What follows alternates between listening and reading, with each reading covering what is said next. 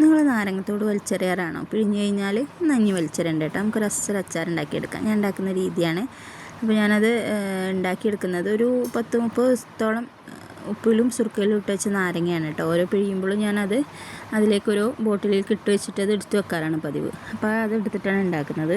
അപ്പോൾ അതിന് വേണ്ടിയിട്ട് ഒരു 5-6 പച്ചമുളക് എടുത്തിട്ടുണ്ട്. അത് ചെറുതാക്കി റൗണ്ടിൽ കട്ട് ചെയ്തിട്ടുണ്ട്. അതുപോലെ വെളുത്തുള്ളി കുറച്ചധികം തന്നെ എടുത്തിട്ടുണ്ട്.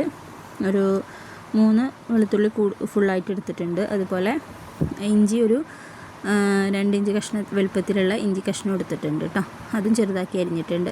എന്നിട്ട് നമ്മളൊരു പാൻ വെച്ചിട്ട് ആ പാനിലേക്ക് കുറച്ച് നല്ലെണ്ണയാണ് കേട്ടോ ഒഴിച്ച് കൊടുക്കുന്നത്. അച്ചാറിന് അതാണ് കേട്ടോ ബെസ്റ്റ്.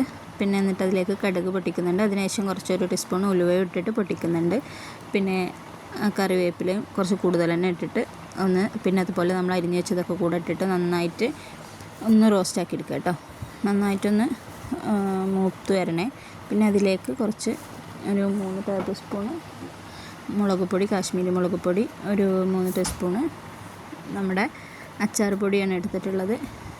പിന്നെ കായപ്പൊടി ആവശ്യത്തിന് ചേർത്തെടുത്തിട്ടുണ്ട്. ഒക്കെ കൂടെ നന്നായി റോസ്റ്റ് ചെയ്തെടുക്കുക. പിന്നെ ആവശ്യത്തിന് ഉപ്പും ചേർത്ത് കൊടുക്കുക കേട്ടോ. നമ്മൾ ഉപ്പിലിട്ടച്ച കാരണം അത്യാവശ്യം കുറച്ച് ഉപ്പ് അതിലുണ്ടാവും. അങ്ങനെ അത് നന്നായി റോസ്റ്റ് ആയതിന് ശേഷം നമ്മൾ ആ പച്ചമണമൊക്കെ മാറിയതിന് ശേഷം നമുക്കതിലേക്കൊരു തിളപ്പിച്ചാറിയ 1 കപ്പ് വെള്ളം നമുക്ക് അതിൽ ചേർത്ത് കൊടുക്കാം കേട്ടോ. പിന്നെ ആവശ്യത്തിനനുസരിച്ചിട്ട് നമ്മളതിലേക്ക് വീണ്ടും വേണമെന്നുണ്ടെങ്കിൽ നമുക്ക് വെള്ളം ചേർത്ത് കൊടുക്കാം. ഇതിലാണെങ്കിൽ കുറച്ചും കൂടെ നമുക്ക് വെള്ളം ഒഴിച്ച് കൊടുക്കാം കേട്ടോ. അങ്ങനെ ഞാനിപ്പോൾ വെള്ളം ഒഴിച്ച് കൊടുത്തിട്ടുണ്ട്. അപ്പോൾ അതൊന്ന് നന്നായി തിളച്ച് വരുമ്പോൾ നമ്മുടെ മാറ്റി വെച്ചിട്ടുള്ള നമ്മുടെ നാരങ്ങയുടെ തോടിൻ്റെ മിക്സ് നമ്മൾ ഇതിലേക്ക് ചേർത്ത് കൊടുക്കണം കേട്ടോ.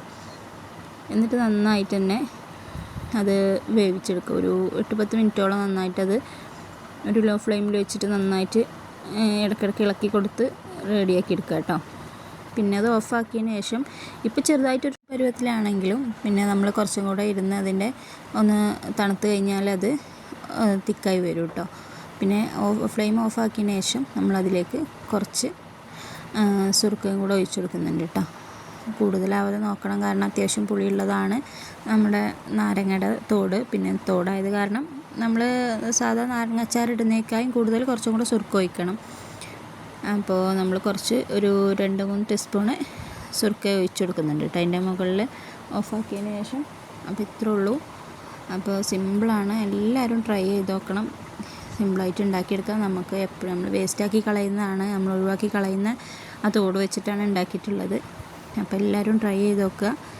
അപ്പോൾ വീഡിയോ ഇഷ്ടമായ ലൈക്ക് ചെയ്യുക, സബ്സ്ക്രൈബ് ചെയ്യുക. അപ്പോൾ പുതിയൊരു വീഡിയോ ആയിട്ട് വീണ്ടും വരാം. ഇഷ്ടമായ എല്ലാവരും സപ്പോർട്ട് ചെയ്യണം.